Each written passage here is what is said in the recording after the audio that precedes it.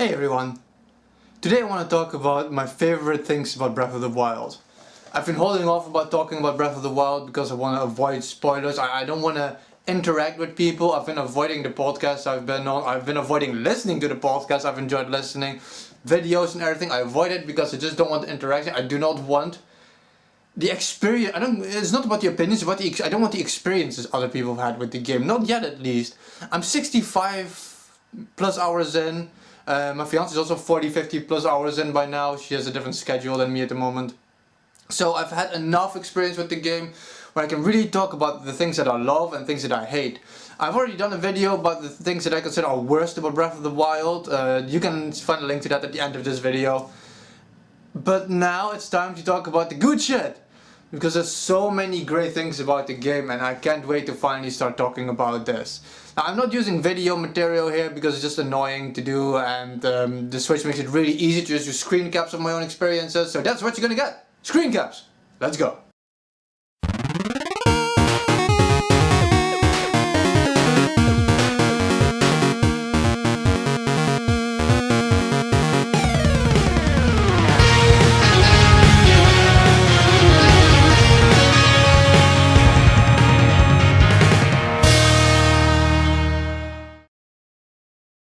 To start off, we're gonna have absolute freedom.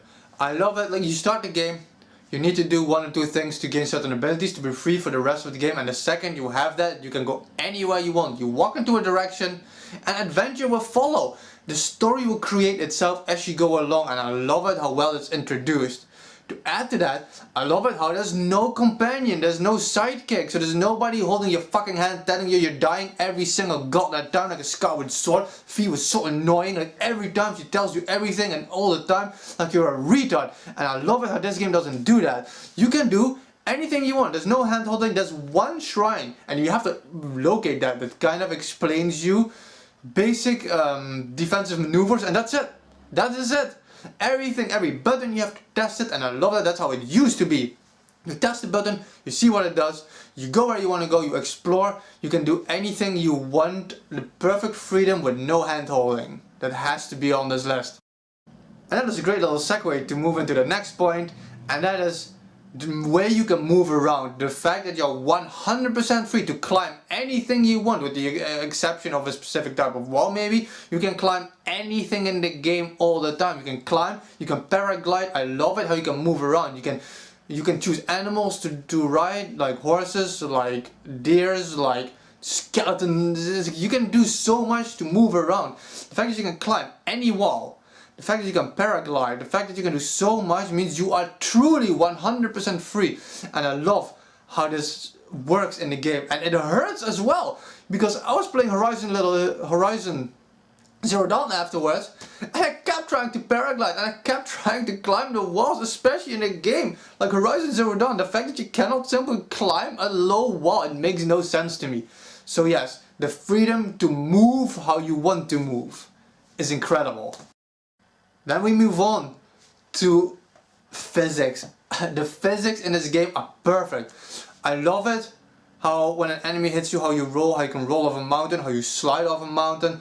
I love it how you can cut a tree and the tree falls and you can use the tree for bridges. Or I love it how you can use the tree for fire. I love the elemental physics of the game. The fact that you use fire, you make a flame, you make a fire, you put your arrow in it, the fire burns, you shoot the arrow, the grassland burns, everything can burn. The fact that you can burn, the fact that when you use an electricity arrow, for example, on the water, the fish die because the water gets electrified. I love the fact when you shoot an arrow straight up in the air, miles later you will find it stuck in a tree somewhere. The physics in this game are incredible. Somebody made a comment a while back on Horizon Zero Dawn versus Breath of the Wild video, and I love that video, how it's so funny how Horizon Zero Dawn goes for perfect realism, but it has cartoony physics, and then you have a game like Breath of the Wild which goes for cartoony visuals, and then it has perfect realistic physics, and I love that. That makes the immersion in the adventure so good and so real. The fact that how the elements react, the physics of the game and everything is fucking spot on, and that is what a game should be like to me. That is the kind of shit when you were younger, when we were playing games like, ah damn, I wish I could cut this tree, or like, why does the fire not go out in the water?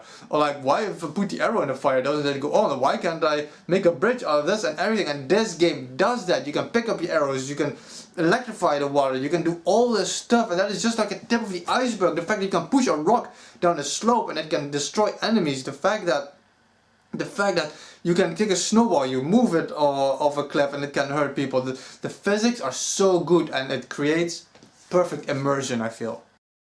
Then we got my second favorite thing about the entire game. And I love this so much, I can't even describe it. It creates such atmosphere, it's dynamic weather. I love the second you're running around on the field and you hear the wind come and the wind interacts with the fire.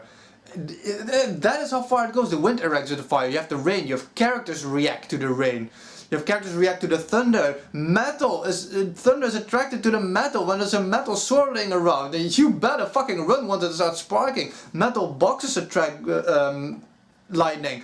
You have to make sure you don't carry metal equipment in a lightning storm. Lightning storms feel scary as shit when you have games and there's lightning. It's, ooh, there's pretty lightning in the background. But here it's fucking dangerous. You're running through a forest. The lightning strikes, it hits a tree. The tree falls, the forest burns. You're running away from the forest fire because of the fucking lightning. It is so good. It is so good. I cannot praise the dynamic weather system enough. And that is just like weather effects. Then you still have temperature you have to take into account.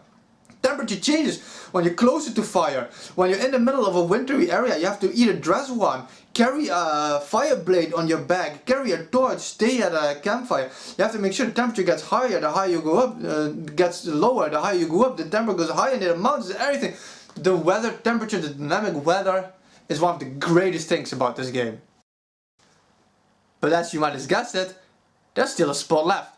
One thing I love more than any of this, and in my video with worst things, I talked about the fact that I hated how there's no actual main dungeons in the game. But there's something that does make up for it. The thing I love most about Breath of the Wild are the shrines. I love the shrines. They are the most relaxing thing in gaming ever. When you walk into a shrine, I hear the super calm music. The music is fucking beautiful. The music in general is fucking beautiful. You have the music in the shrines of Hateno Village. You have the main quest and the main Zelda theme when you're horseback riding or in some of the memories. It is fucking beautiful. When you enter the shrine, the music starts playing and it's super chill. It is like this fucking zen. And the whole game has that Asian feel. I love it how the game, like Kakariko Village, it feels so extra Asian. You have the Buddhist temples basically with the shrines, the Hindu temples, all this stuff. And you go into the shrine and you just hear the chill music. And you solve a riddle. You either have a combat trial, you solve a small riddle, you solve a massive riddle, a maze, stuff like that. And then you have the shrine quests outside to get to the shrines. You have like the mazes and the overworld are some of the greatest things ever.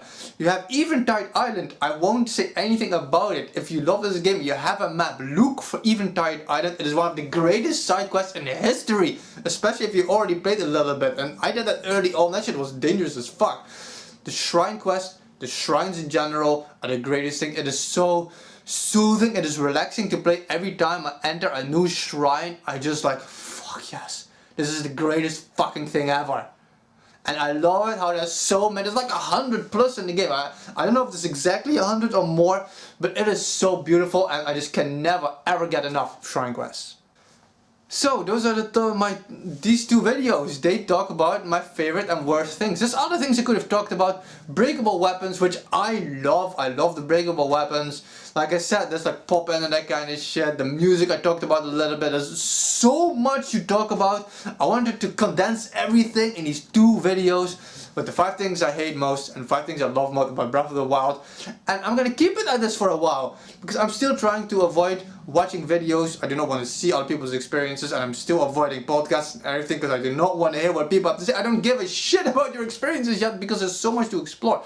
And when you discover these small little things, settlements, or I think like Eventide Island, I'm just calling it by name for you guys. But if you find a podcast and people describe everything this island is about, it already destroys the experience and I hate doing that and I do not want to do that.